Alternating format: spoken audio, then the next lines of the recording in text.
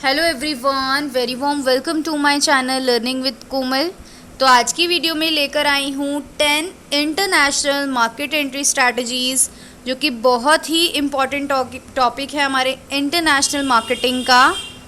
And जब हम अपने बिज़नेस को एक्सपैंड करना चाहते हैं इंटरनेशनली, जो है हम अपने बिज़नेस को पहुंचाना चाहते हैं कि हमारे जो प्रोडक्ट्स हैं वो दूसरी कंट्रीज़ में भी सेल हों, तो हमको ना कुछ स्ट्रैटेजीज़ दी गई हैं जिनमें से हम कोई भी स्ट्रैटेजी जो है चूज़ कर सकते हैं और अपने प्रोडक्ट्स को इंटरनेशनली बेच सकते हैं। चलिए फिर स्टार्ट करते हैं आज का टॉपिक। वीडियो को स्टार्ट करने से पहले मेरी आपसे एक हम्बल रिक्वेस्ट रहेगी, चैनल को सब्सक्राइब ज़रूर करें, बेल आइकन को प्रेस करें, क्योंकि आपके लिए ही हम वीडियोस लाते हैं जो आपके लिए काफ़ी ज़्यादा यूज़फुल एंड हेल्पफुल होती है। वीडियो को please like, share and comment ज़रूर करें। चलिए फिर स्टार्ट करते हैं। तो यहाँ पे हमें गिवन है कि 10 मार्केट एंट्री स्ट्रैटेजीज़ जो हम यूज़ कर सकते हैं अपने प्रोडक्ट को इंटरनेशनली सेल करने के लिए। तो नंबर 1 जो हमारी स्ट्रैटेजी आती है वो आती है एक्सपोर्टिंग। तो हमने बहुत सुना है एक्सपोर्टिंग के बारे में कि हम अपने प्रोडक्ट्स को बाहर जो है एक्सपोर्ट करके सेल आउट कर सकते हैं इंटरनेशनली दूसरी कंट्रीज़ में। तो अब ना एक्सपोर्टिंग भी 2 टाइप्स की होती है। अगर कोई मैन्युफैक्चरर या कोई प्रोड्यूसर या कोई एंटरप्रेन्योर अपने प्रोडक्ट को इंटरनेशनली एक्सपोर्ट करना चाहता है तो उसके पास 2 तरीके हैं। पहला, या तो वो डायरेक्ट एक्सपोर्टिंग करे, डायरेक्ट का मतलब होता है बिना थर्ड पार्टी की इन्वॉल्वमेंट के। दूसरा होता है मेथड इनडायरेक्टली। तो इनडायरेक्टली मेथड में थर्ड पार्टी इन्वॉल्व होती है, यानी कि मीडिएटर इन्वॉल्व होते हैं, जिनको हम क्या बोलते हैं, इंटरनेशनल डिस्ट्रीब्यूटर बोलते हैं, एजेंट बोलते हैं। तो अब इसके बारे में हमें क्या इन्फॉर्मेशन गिवन है वो हम स्टडी कर लेते हैं कि ना एक्सपोर्टिंग में इन्वॉल्व होती है marketing the product you produce in the countries in which you intend to sell them. हम उन प्रोडक्ट की मार्केटिंग करते हैं जिनको हम दूसरी कंट्रीज़ में बेचना चाहते हैं। तो अब ना कुछ कंपनीज यूज़ करती हैं डायरेक्ट एक्सपोर्टिंग। तो ना ऐसी कौन सी कंपनी होती है जो कहती है कि मैं डायरेक्ट एक्सपोर्ट करूंगी और मैं किसी थर्ड पार्टी को इन्वॉल्व नहीं करूंगी। तो वो जनरली यहाँ पे हमें नीचे देखिए, नीचे जो थर्ड लाइन है ना, यहाँ से companies that sell luxury product और have sold their goods in global market in the past. कि बोला गया है कि कंपनीज जो लग्जरी प्रोडक्ट सेल करती हैं या फिर जो अपने गुड्स को ऑलरेडी ग्लोबल मार्केट में बेच चुकी हैं इन दी पास्ट, यानी कि पहले से ही, तो वो डायरेक्ट एक्सपोर्टिंग मेथड यूज़ करती हैं, डायरेक्ट एक्सपोर्ट करती हैं तो वो ये मेथड चूज़ करती हैं। दूसरी ओर अगर हम बात करें तो ऐसी कौन सी कंपनीज़ हैं जो इनडायरेक्ट एक्सपोर्टिंग चूज़ करती हैं, तो वो कंपनी होती हैं स्टार्टअप कंपनीज़। नहीं सॉरी, स्टार्टअप नहीं बोलते उसको बोलते हैं कि जो कंपनी इंटरनेशनली बिगनिंग करना चाह रही है, कि हाँ मतलब अभी जिसकी शुरुआत है कि वो इंटरनेशनली बेचना चाह रही है। अभी तक वो सिर्फ डोमेस्टिक मार्केट में ही डील करती थी और अपने प्रोडक्ट्स को सेल करती थी, लेकिन अब वो स्टार्ट करना चाहती है इंटरनेशनली अपने प्रोडक्ट्स को बेचना। तो उनके लिए है ये इनडायरेक्ट एक्सपोर्टिंग, जिसमें वो एजेंट की मदद लेते हैं। तो ये तो था हमारा एक्सपोर्टिंग का टॉपिक। और यहाँ पे हमें ये भी गिवन है कि हम एजेंट्स को फ़ी भी पे करते हैं इस चीज़ के लिए। और एजेंट्स को हम क्या बोलते हैं, इंटरनेशनल डिस्ट्रीब्यूटर्स होते हैं। उनको सब पता होता है कि कैसे एक प्रोडक्ट को सक्सेस दिलाना है इस पर्टिकुलर मार्केट में। तो इसीलिए जो है रिटर्न ऑन इन्वेस्टमेंट बोला गया है यहाँ पे, कि इनडायरेक्ट एक्सपोर्टिंग की वजह से रिटर्न ऑन इन्वेस्टमेंट आती है। क्यों? क्योंकि एजेंट्स को पता है कैसे हमें प्रोडक्ट्स को सक्सेस दिलवानी है, तो ओब्वियसली अच्छा रिटर्न भी मिलता है मैन्युफैक्चरर को। चलिए फिर अगली दूसरी स्ट्रैटेजी की बात करते हैं, जो कि है हमारी पिगी बैकिंग। तो पिगी बैकिंग को स्टडी करते हैं।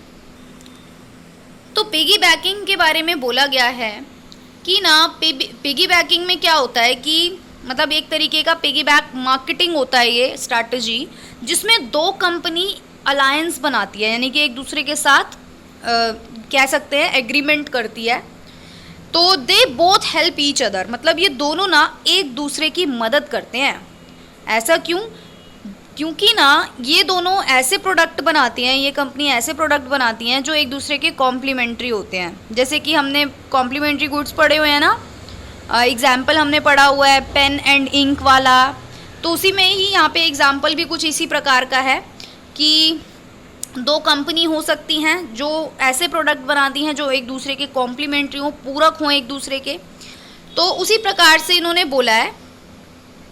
और एक बात और स्पेशल बात ये भी बोली गई है कि ये दोनों कंपनी एक दूसरे के कॉम्पिटिटिव बिल्कुल भी नहीं होंगी, है ना, क्योंकि ये कॉम्प्लीमेंट्री गुड्स बनाती है तो एक दूसरे के कॉम्पिटिटिव बिल्कुल भी नहीं होंगी, ध्यान रखना इस चीज़ को। तो एग्जाम्पल हमें गिवन है कि जैसे कि एक कार कंपनी जो है वो प्रमोट कर सकती है टायर कंपनी को। तो अब देखिए, कार कंपनी जो है प्रमोट कर सकती है टायर कंपनी को, तो सबसे बड़ी बात ये एक दूसरे की कॉम्पिटिटिव तो बिल्कुल भी नहीं है। क्यों? क्योंकि एक कंपनी तो कार बना रही है तो उसका कंपटीशन दूसरे कार बनाने वाली कंपनी के साथ होगा, एंड एक कंपनी टायर बना रही है तो उसका भी कंपटीशन दूसरी टायर बनाने वाली कंपनी के साथ होगा। तो इसीलिए टायर बनाने वाली कंपनी एंड कार बनाने वाली कंपनी, ये दोनों एक दूसरे की कॉम्पिटिटिव बिल्कुल भी नहीं है। और ये दोनों क्या करती हैं, एक दूसरे के साथ एग्रीमेंट करती हैं कि हम जो है एक दूसरे के प्रोडक्ट को प्रमोट करेंगे। फॉर एग्जांपल भी हमें यहाँ पे गिवन है, तो हम जैसे अब यहाँ पे एक बात भी बोली गई है, कॉम्प्लीमेंट्री क्यों कहा गया है इन दोनों को, क्योंकि बिना पहियों के कार कैसे चलेगी, बिना व्हील्स के कार कैसे चलेगी, टायर के बिना, है ना। तो अब देखिए, मान लो कार की या कोई एडवर्टीजमेंट आप अगर टेलीविज़न पे देख रहे हो या कहीं पे भी देख रहे हो, तो वहाँ पे हो सकता है वो कार बनाने वाली कंपनी जो है वो स्पेशल टायर पे भी फोकस करे, दिखाए कि हाँ भाई मैं ये कार जो है इस कंपनी के टायर इस पे लगते हैं। तो उससे क्या हुआ, कार की एडवर्टीजमेंट तो हुई ही, साथ में टायर की भी हो गई। इसी प्रकार टायर बनाने वाली कंपनी भी वाइजा वर्जा कर सकती है, एडवर्टीजमेंट में वो कार दिखा सकती है जिसको वो प्रमोट करना चाहती हैं। तो इससे क्या होता है कि एक दूसरे की ये मदद करते हैं, और जो है इससे क्या होता है, इनके प्रोडक्ट भी बिकते हैं इंटरनेशनली, ठीक है। तो ये पिगी बैकिंग है। और आदि है हमारी अगली स्ट्रैटेजी जो कि है काउंटर ट्रेड। तो काउंटर ट्रेड एक स्ट्रैटेजी है, इसको हम जो है ना, पता है क्या, अगर सिंपल भाषा में बोले तो इसको कुछ बार्टर सिस्टम की तरह आप ले सकते हो। बार्टर सिस्टम में हम क्या करते थे, गुड्स के बदले गुड्स, है ना, ये होता था ना।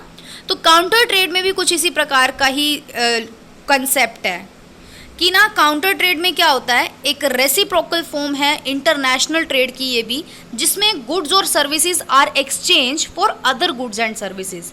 कि एक कंपनी कहती है कि आप मेरे गुड्स एंड सर्विसेज ले लो, मैं आपके गुड्स एंड सर्विसेज ले लूँगा। तो rather than for hard currency, यानी कि यहाँ पर कैश का कुछ भी लेना देना नहीं होता, यहाँ पे गुड्स के बदले गुड्स जो है वो दिए जाते हैं, बट वैल्यू मेजर करके, है ना। ये तो है नहीं कि कोई कंपनी तो कह रही है मेरे प्रोडक्ट 10 लाख का है और दूसरी कंपनी कह रही है मेरे 5 लाख का है, तो बदले एक्सचेंज कर लो, ऐसे नहीं होना चाहिए। वैल्यू सेम होनी चाहिए, भले ही वो आप करेंसी में ना दो, बट गुड्स के बदले जो गुड्स दोगे उनकी वैल्यू इक्विवेलेंट होनी चाहिए, ठीक है। और this type of international trade is more common in developing country. अब ना ये जो काउंटर ट्रेड स्ट्रैटेजी है ना, ये उन कंट्रीज़ के लिए जो है कॉमन है जिनके पास ना पैसे की कमी होती है, जिनके पास फॉरेन एक्सचेंज की कमी होती है, जिनके पास क्रेडिट फैसिलिटीज़ नहीं होती। उन कंट्रीज़ के लिए ये वाली जो स्ट्रैटेजी है ना वो ठीक रहती है। कौन सी? Counter trade. क्यों? क्योंकि यहाँ पे कैश का तो कुछ लिंक है ही नहीं। क्या होता है, सीधा गुड्स के बदले गुड्स। यहाँ पे एग्जांपल भी आप ले सकते हैं, जैसे कि मान लो यहाँ पे कोई कंपनी है जिसका जो यहाँ पे कोई कंपनी है, फॉर एग्जांपल ले लीजिए कार बनाने वाली कंपनी है, तो कार बना रही है, उसको कुछ ऐसे स्पेयर पार्ट्स चाहिए जो वो इंटरनेशनली मंगा सकते हैं, है ना। तो ऐसा हो सकता है, तो फिर बदले में जो है इनको भी अपने कोई ना कोई गुड्स देने होंगे, यानी कि अगर ये कार बना रही है तो कार देनी होगी, है ना। तो कुछ इस प्रकार का ही होता है बार्टर सिस्टम, गुड्स के बदले गुड्स एंड सर्विसेज के बदले गुड्स एंड सर्विसेज। और यहाँ पे ना हमें एक बात बोली गई है कि 3 ब्रॉड कैटेगरीज हैं हमारी काउंटर ट्रेड की, जो कि है लास्ट में देखिए कौन सी है वो, barter, counter purchase and offset. तो हमें यहाँ पे इंफॉर्मेशन भी गिवन है बार्टर के बारे में। तो बार्टर के बारे में क्या बोला गया है कि bartering is the oldest counter trade arrangement. It is the direct exchange of goods and services with N equivalent value, basically वही बात बोली गई है जो अभी हमने काउंटर ट्रेड में पढ़ी थी कि यहाँ पे ये जो है ना ओल्डेस्ट काउंटर ट्रेड अरेंजमेंट है, ये डायरेक्ट एक्सचेंज करता है गुड्स एंड सर्विसेज को, मतलब है ना एक्सचेंज करता है, and with no cash settlement. Obviously barter system में हमारा करेंसी नहीं आती ना, तो यहाँ पे भी कैश नहीं आएगा, तो बार्टरिंग ट्रांजैक्शन जो है वो ट्रेड ही कहलाएगी। एग्जाम्पल भी यहाँ पे गिवन है, ए bag of nuts might be exchange for coffee beans, ठीक है। उसके बाद काउंटर परचेज दूसरी कैटेगरी है हमारे काउंटर ट्रेड की, तो इसमें भी वही होता है कि काउंटर परचेज होता है, कैश इन्वॉल्वमेंट नहीं होता, ये बात आपको ध्यान रखनी है। और एक्सपोर्टर जो है वो अपनी गुड्स एंड सर्विसेज इम्पोर्टर को बेचता है और एग्री करता है कि मैं तुम्हारे गुड्स एंड सर्विसेज परचेज कर लूँगा, ठीक है। वही हमारा काउंटर परचेज होगा कि भाई मैं तुम्हारे परचेज कर लूँगा, तुम मेरे परचेज कर लो गुड्स एंड सर्विसेज। तो ये हमारा काउंटर ट्रेड था। अब हम अपनी नेक्स्ट स्ट्रैटेजी पे आ जाते हैं। तो नेक्स्ट हमारी स्ट्रैटेजी है लाइसेंसिंग की। तो लाइसेंसिंग के बारे में क्या बोला गया है कि licensing occurs when one company transfer the right to use और sell a product to another company. कि जब लाइसेंस का मतलब लाइसेंस दे दिया आपको एक अधिकार दे दिया कि आप यूज़ कर लो, आप सेल कर लो प्रोडक्ट अनदर कंपनी, मतलब लाइसेंस जो है, राइट जो है वो ट्रांसफ़र होता है, अधिकार को ट्रांसफ़र किया जाता है एक कंपनी के द्वारा दूसरी कंपनी को। तो अब एक कंपनी में choose this method if it has product that is in demand. तो अब एक जो ये कंपनी है अगर उसका प्रोडक्ट बहुत ज़्यादा डिमांडेड है तो वो लाइसेंसिंग मेथड यूज़ कर सकती है, दूसरी कंपनी को वो लाइसेंस दे सकती है कि आप ये प्रोडक्ट बेच सकते हैं। And the company to which it plans to license the product has a large market. और जो भी कंपनी होती है to which it plans to license, मतलब अगर वो सोच रही है कि मैं लाइसेंसिंग मेथड इस्तेमाल करूं, मतलब मान लो कोई इंडिया की कंपनी, यहाँ पे एग्जांपल भी देखें, हम एग्जांपल पे से इस चीज़ को समझते हैं। देखिए एग्जाम्पल में क्या गिवन है कि अ मूवी प्रोडक्शन कंपनी में sell a school supply company the right to use images of movie characters on backpacks, lunch boxes and notebooks. तो देखिए बोला गया है कि एक मूवी प्रोडक्शन कंपनी है वो स्कूल सप्लाई कंपनी को लाइसेंस बेच सकती है, यानी कि राइट टू यूज़, कि भाई हमारी मूवी की जो कैरेक्टर्स हैं, यानी कि हमारे मूवी के फॉर एग्जांपल आप स्पाइडरमैन ले लो, हैरी पॉटर ले लो, इस टाइप के, तो वो इनको लाइसेंस दे सकती है कि आप हमारी मूवी कैरेक्टर्स के जो उनकी पिक्चर्स है ना वो आप यूज़ कर सकते हो बैकपैक्स में, कि भाई उनके बैग पे लगा दो, जैसे आता है ना स्पाइडरमैन वाला बैग, बारबी वाला बैग, उस टाइप से। लंच बॉक्स पे उनकी इमेज लगा दो और नोटबुक्स पे लगा सकते हैं। तो ये क्या है, एक तरीके का मूवी प्रोडक्शन कंपनी ने लाइसेंस दिया किसको, स्कूल सप्लाई कंपनी को, कि आप जो है हमारी मूवी के कैरेक्टर्स की इमेजेस जो है वो अपने प्रोडक्ट्स में यूज़ कर सकते हैं। तो इस चीज़ का लाइसेंस उन्होंने दिया। तो यही हमारा लाइसेंसिंग है। उसके बाद अगला आता है जॉइंट वेंचर। तो जॉइंट वेंचर हमने बहुत बार सुन रहा है, जब हम जॉइंटली वर्क कर रहे हैं, जब कंपनीज जॉइंट होकर काम करती हैं। तो some companies attempt to minimize the risk of entering an international market. अब ना कुछ कंपनीज को ना कुछ कंपनीज चाहती हैं कि यार रिस्क कम हो, मान लो हम इंटरनेशनल मार्केटिंग तो कर रहे हैं, कहीं हमको लॉस ना हो जाए, तो फिर वो सोचती हैं कि चलो एक काम करते हैं, जॉइंटली दूसरी कंपनी के साथ मिलकर जो है ना इंटरनेशनल मार्केटिंग करते हैं और जो है अपने प्रोडक्ट को सेल करते हैं ग्लोबली, इंटरनेशनली। तो ये जॉइंट वेंचर है। Since joint venture often function like large, joint venture कैसे काम करता है, लार्ज है भाई, इंडिपेंडेंट कंपनी है, rather than a combination of two smaller company. मतलब हम इसको एक दो छोटी कंपनीज नहीं बोलते, दो छोटी कंपनीज का कॉम्बिनेशन नहीं बोलते, बल्कि हम इसको कैसे बोलते हैं कि हाँ भाई ये एक बड़ी और इंडिपेंडेंट कंपनीज हैं और they have the potential to earn more revenue than individual company, कि ये दोनों अगर मिलके काम करेंगी तो इनके अंदर इतनी काबिलियत है कि ये ज़्यादा कमा पाएंगी इंडिविजुअल कंपनीज से। तो this market entry strategy carries the risk of an imbalance in company involvement, but both parties can work together to establish fair process and help prevent this issue. तो रिस्क, जिसको risk का खतरा होता है ना, मतलब रिस्क से जो बचना चाहता है, रिस्क को मिनिमाइज करना चाहती हैं कुछ कंपनीज, तो वो मिल के काम करती हैं कि हाँ भाई फ़ायदा होगा तो दोनों का होगा, नुकसान होगा तो दोनों का होगा। तो यही हमारा जॉइंट वेंचर है। उसके बाद सिक्स्थ जो हमारी स्ट्रैटेजी आती है वो आती है कंपनी ओनरशिप की। तो अब कंपनी ओनरशिप के बारे में हमें क्या डिटेल गिवन है कि if your company plan to sell a product internationally without managing the shipment and distribution of the good you produce, you might consider purchasing an existing company in the country in which you want to do. तो बिल्कुल clear है ये कि बोला गया है कि अगर आपकी कंपनी, मान लो आपकी कंपनी है एक, ठीक है, और आप प्रोडक्ट सेल करना चाहते हो इंटरनेशनली, लेकिन ना आप चाहते हो कि मैं ये जो शिपमेंट का खर्चा, ये जो डिस्ट्रीब्यूशन ऑफ गुड्स है, ये नहीं करना चाहता, तो आप क्या कर सकते हो, जिस कंट्री में आप चाहते हो कि मैं यहाँ पे गुड्स बेचूँ, वहाँ जाकर क्या कर सकते हो आप, कोई पुरानी उसी टाइप की आपके प्रोडक्ट वाली कंपनी आप जो है क्या कर सकते हो, परचेज़ कर सकते हो। मतलब आप उस कंट्री में गए, आपने देखा कि यही सेम प्रोडक्ट जो मैं बनाता हूँ वो ये कंपनी भी बनाती है, तो आप उस कंपनी को, एग्जिस्टिंग कंपनी को ख़रीद लोगे, एक्वायर कर लोगे।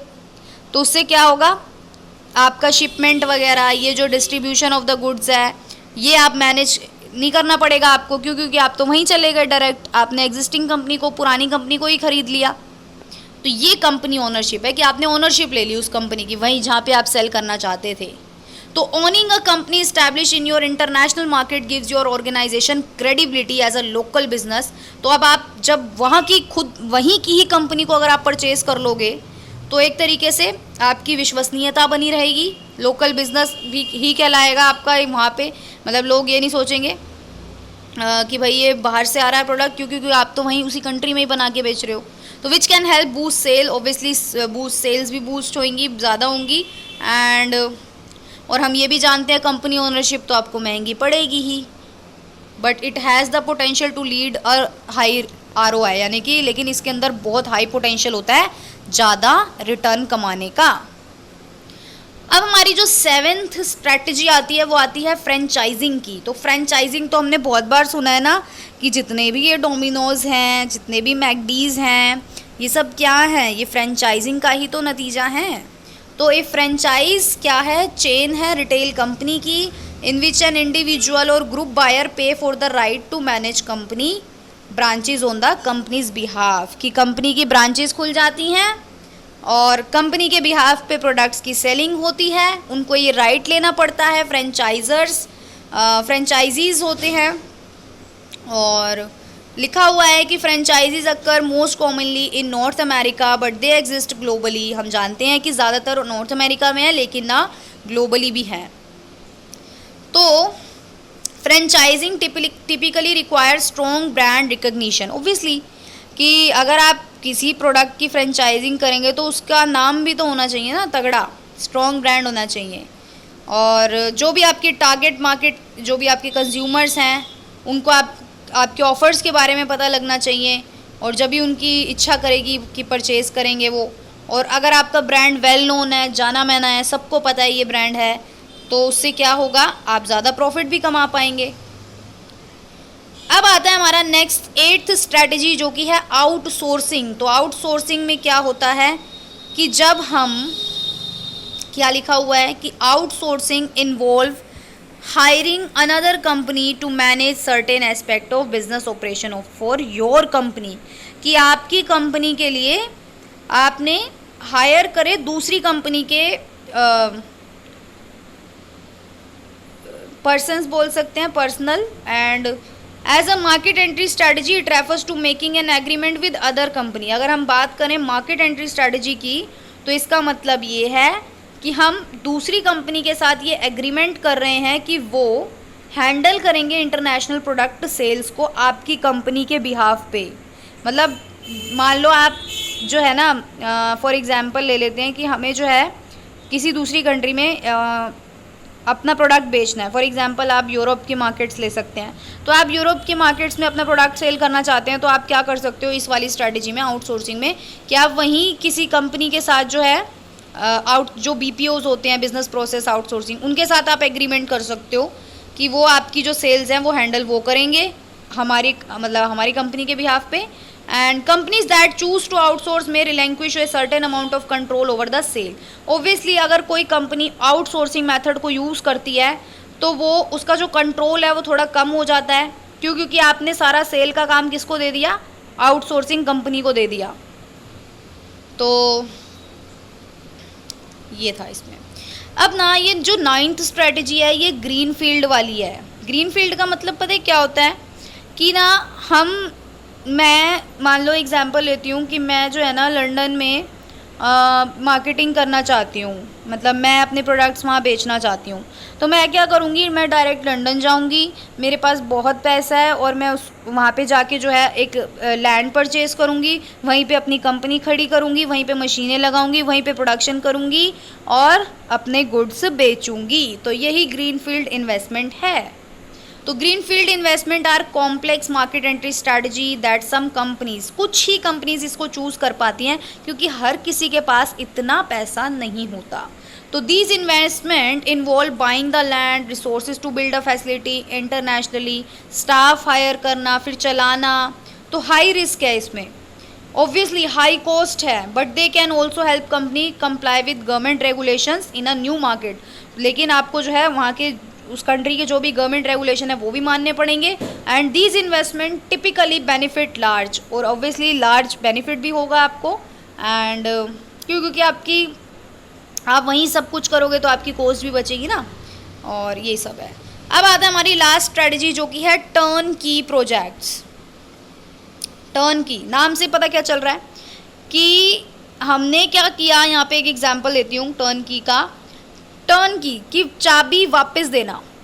हमने क्या किया, किसी को बोला कि आप ये हमारा काम कर दो, जब आपका काम मतलब जब वो हमारा काम ख़त्म कर देगा तो वो हमें चाबी वापस लौटा देगा।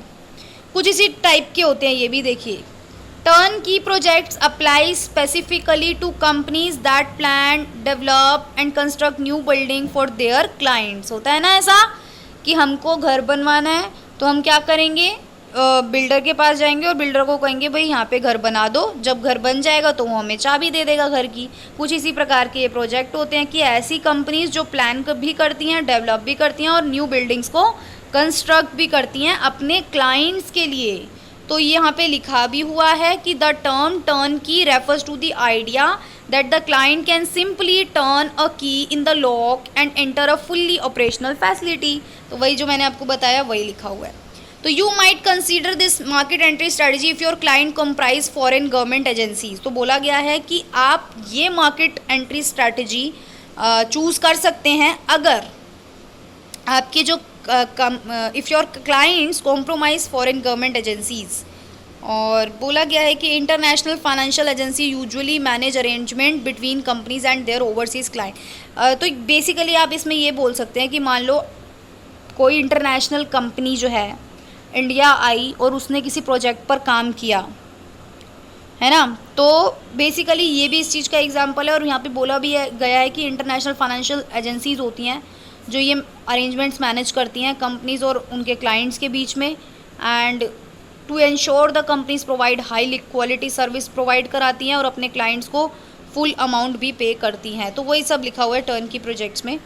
और जैसे कि मान लो कि मेरा कंस्ट्रक्शन का काम है, तो मेरा क्लाइंट है बाहर का, वो रहता है लंदन में, तो मैंने उससे कॉन्ट्रैक्ट किया और अब मैं वहीं जाके जो है ये काम करूँगा, उसका जो भी बिल्डिंग कंस्ट्रक्शन का है ये वो। और मैं यहाँ से हो सकता है मैं यहाँ से सारा सामान भी लेकर जाऊँ अपना, है ना, ऐसा हो सकता है ना कि जो भी टेक्नोलॉजी है, जो भी सामान है वो मैं ले जा सकता हूँ। एंड इससे क्या हुआ कि प्रोडक्ट्स सेल होते हैं, मतलब बेसिकली ये सर्विसेज का उदाहरण है ना। तो सर्विसेज आप दे सकते हो अपनी। वीडियो को लाइक शेयर कमेंट ज़रूर करें। Thank you so much.